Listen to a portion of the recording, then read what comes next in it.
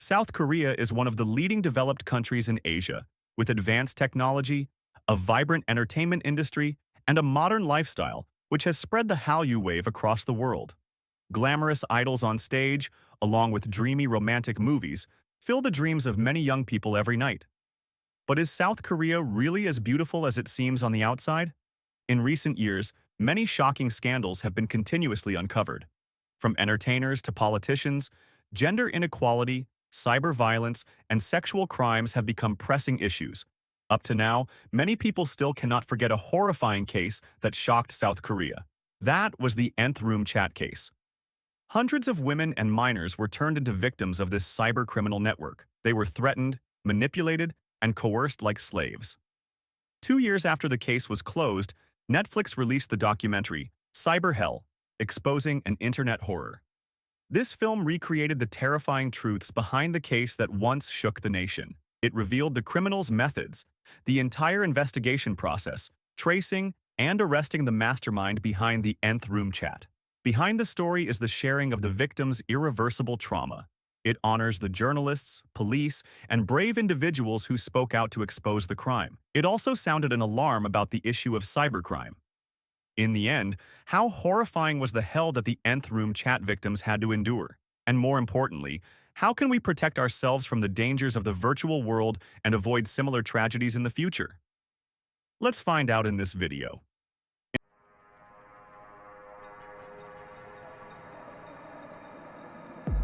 Instead of using KakaoTalk, South Korea's most popular messaging app, the criminals of the Nth Room chat chose Telegram, an app that launched later with fewer users, but with extremely high security. Telegram allows the creation of large groups with up to 200,000 participants. Users can hide their phone numbers and only use usernames. Messages are also not strictly censored and can be set to auto-delete. All these factors made Telegram a platform for illegal activities. It allowed cybercriminals to easily conceal their identities and delete evidence to avoid investigation. In February 2019, the first chat room was opened by the mastermind, known as God. It targeted young women, especially minors, who were easy to manipulate. He searched for his victims on social media sites like Twitter and Instagram. To deceive victims, he used methods similar to fraud, to steal property. He sent a message with a link, informing them that their private images were being shared. Once curious and clicking the link, malware would infect the victim's device, stealing information and sending it to God. With vital information such as name, age, workplace, and even the victim's family members' phone numbers. Then, he immediately threatened to release sensitive images to their friends and family. In a state of panic, he demanded the victims install Telegram, add them to preset chat groups with thousands of men, and force them to take and send nude photos. Fearing their images would be sent to those around them, the victims had to comply with all of his demands, and thus, the endless cycle began, imprisoning them as slaves in chat rooms. Just as the name implies, the Nth Room chat, the criminal acts quickly were mimicked by many other users, creating numerous other chat rooms on Telegram. With the number of victims rising to hundreds of women, including children as young as 9 to 10 years old, many new names emerged, leading chat rooms with up to 10,000 participants.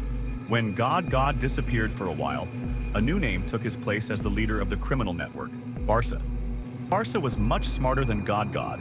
He used the tactic of hiring models at high prices to lure victims into his trap. At first, it was just face pictures and identification papers to verify their identity. Because part-time jobs required ID verification, the girls, without suspicion, sent their information to the perpetrator.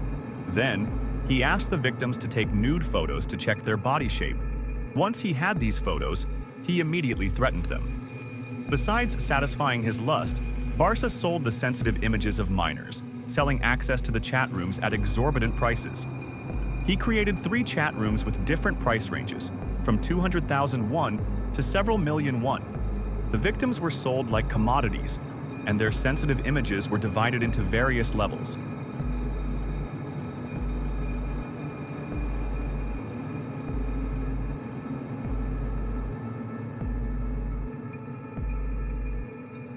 From filthy actions like licking the bathroom floor to self-harm requests, like sewing words on their skin with needles, or becoming Barca's slave using sharp objects. or even using a bundle of large pens to insert into sensitive body parts. With each such request, the perpetrator always manipulated them by saying that those who obeyed would not have their images spread online. The more bizarre and horrific the demands became, the more fear they had of their images being leaked. Whenever they refused a request, new users were added to the chat room to apply psychological pressure. And if they complied with the new requests, the old images would be deleted. But if they refused even once, all the deleted images would be instantly restored. Because the chat room owner had control over their personal information and home addresses, the victims were constantly worried about being found, harassed, or even attacked. For that reason, they could not escape from these prisons, where thousands of men looked at their sensitive images, and they didn't dare share this with anyone.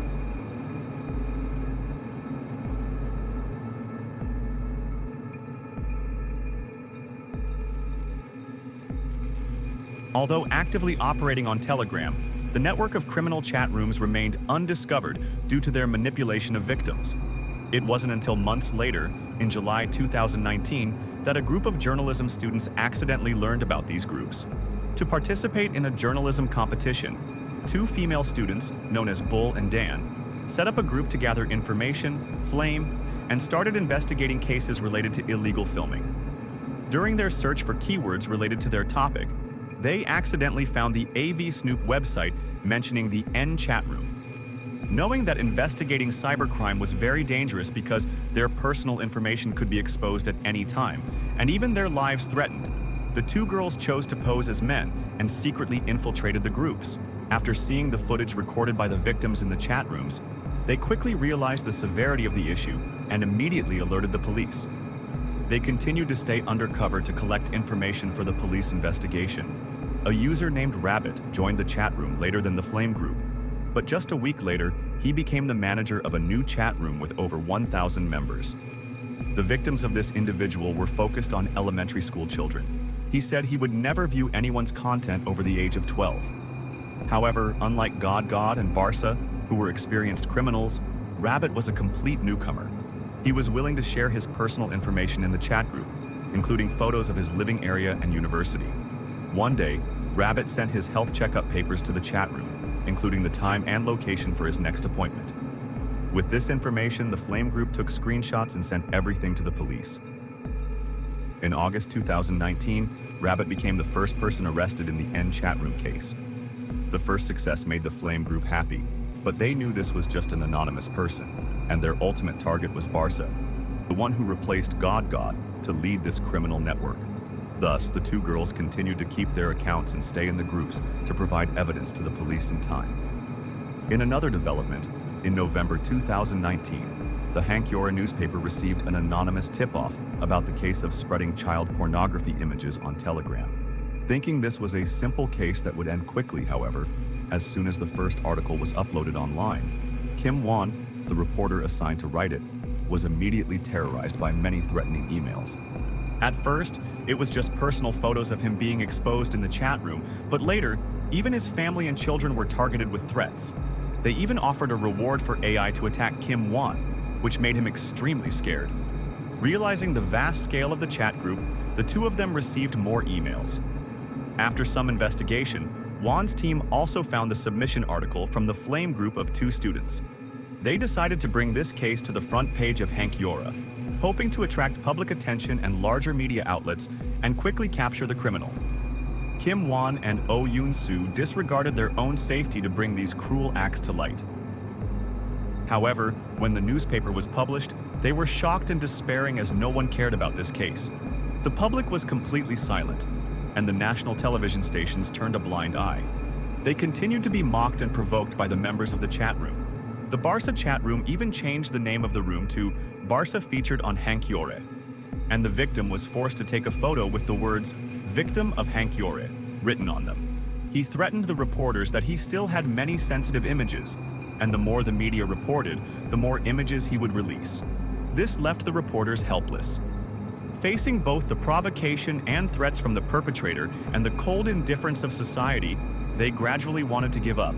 Incidents like voyeurism and sexual fraud had occurred so frequently that people considered them normal, just ordinary occurrences that were easily ignored. No one paid attention to the pain the victims had endured. A victim confided to a group of reporters that when she entered the chat room, she was shocked because there were so many men in it. Each time she was forced to send a picture, they rushed in to comment with rude and vulgar words. And whenever she went outside, she always felt like every eye was on her, as if someone in the chat room could recognize her. So she chose to lock herself inside her house. The victim was bound and could not escape. Meanwhile, the reporters were fighting an invisible enemy. After the article was ignored, they stopped posting about the Nth chat room case.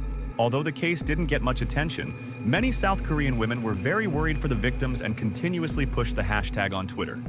Their actions had an effect. In January 2020, major broadcasters like SBS and JTBC started to pay attention to the case and began planning to gather information on Barca.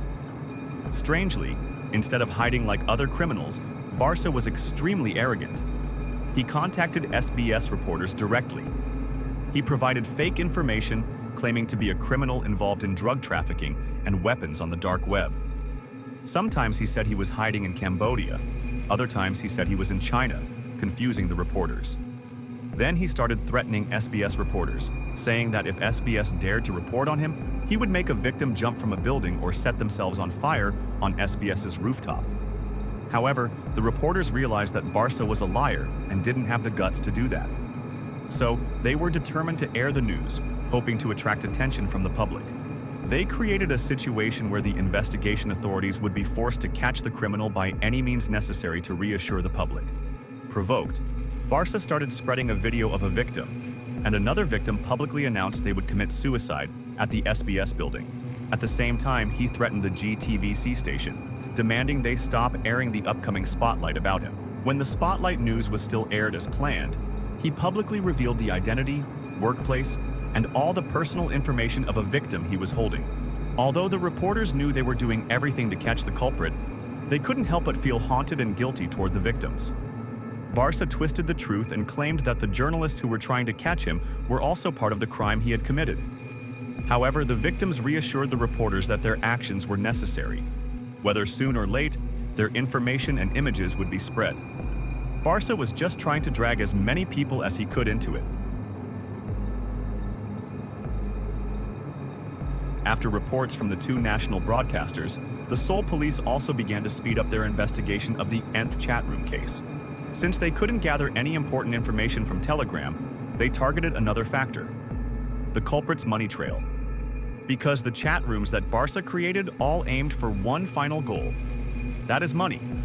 The reporters and the police focused on cryptocurrency exchanges, and they found the exchange that Barca used, Bestcoin. They confirmed that money transfers to him were still ongoing. Barca realized this could be the clue that would lead him to the police. So he immediately changed his regular payment methods. But all this information was captured by the undercover reporters and passed on to the police. No matter where the virtual money was sent, he still had to cash it out to use it. Barca used methods of drug dealers to withdraw the cash.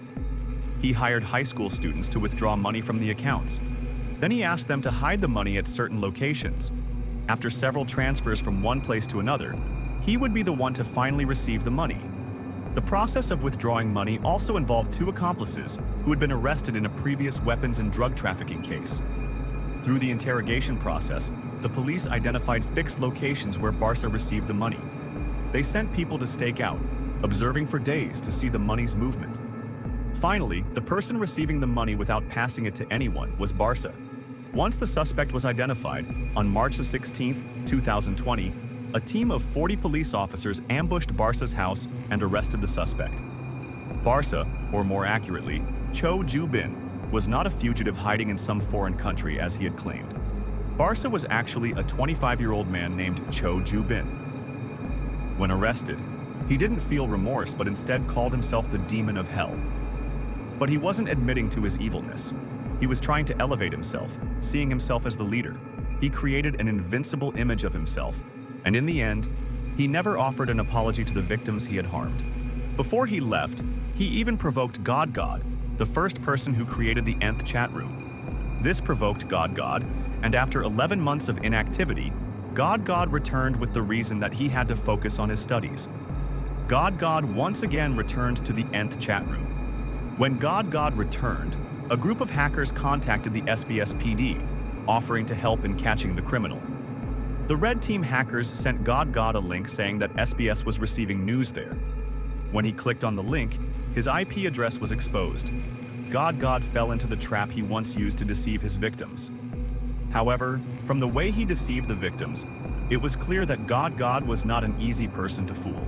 He knew a lot about information technology. He always used old phones discarded at the secondhand goods area, connecting to public Wi-Fi without passwords. He used a Wi-Fi booster whenever logging into Telegram, and the booster was frequently changed. Although tracking God was harder than usual, thanks to the information provided by the Red Team, the police quickly found the addresses of the Wi-Fi networks that God regularly used and narrowed down the area where he was living. At the junkyard, the police seized the used phones. They compared them with his previous livestream videos and confirmed the exact phone he had used. God later confessed to his crime, and his real identity was Moon Hyung-wook. He was officially arrested on May 12, 2020. Barca was sentenced to 45 years in prison. God was sentenced to 34 years in prison. More than 3,000 perpetrators related to the chat rooms were arrested. But is this the end? Just one of Barca's chat rooms had up to 10,000 participants. The Nth chat room case closed. The two ringleaders were arrested and sentenced to prison. However, many accomplices who aided the two leaders still live freely in society. One of them said, "I didn't harm anyone. Everyone has the need for release." These are the arguments given by those present in the chat rooms. But everyone knows, if there's no demand, how could there be supply? If no one cared about these chat rooms, hundreds of women wouldn't have to suffer like this. How the people of South Korea reacted to the news was also a factor in helping Barca. When a cruel incident is brought to light, what they care about is not the right or wrong, or the nature of the crime. Some criticize the victims for not knowing how to protect themselves, while others shake hands with the criminals, asking for links, videos, and photos, and then spreading them everywhere. And indifference and coldness are also parts of the crime, because no one speaks up, leaving the criminals free to operate in the country they live in. The perpetrator, especially Barca, even threatened journalists. After the case closed, many victims contacted the SBS and JTBC reporters. The calls began with the voices of high school girls. Many girls secretly went out, avoiding their parents' sight, to share their horrifying experiences. The reporters comforted them, saying that it would all end, and no one would know who they were. But when they heard the victims' stories, they immediately recognized who they were. Because they had seen the videos in the chat rooms, they could instantly tell who the girl was. But they still had to choke back their emotions and say, "It's okay, no one will know who you are." The pain the victims had to endure did not lessen, but turned into a lifelong haunting. Don't blame the victims for not knowing how to protect themselves or for not stopping the recording of videos or photos. Only when you find yourself in the same situation as the victims will you understand that what they did was also an attempt to save themselves. They just happened to be in the wrong place when the crime occurred, and no one can be sure that tomorrow the victim could be them. Even until today, a year after the Nth chat room was shut down. Many new chat rooms still appear, and not only young girls but also men, teenagers, and even preteens. Protecting yourself is necessary. Be cautious with strange calls and do not share personal information with anyone. However, completely ending this situation has never been an easy problem to solve. It requires the collective effort of the whole community, of society.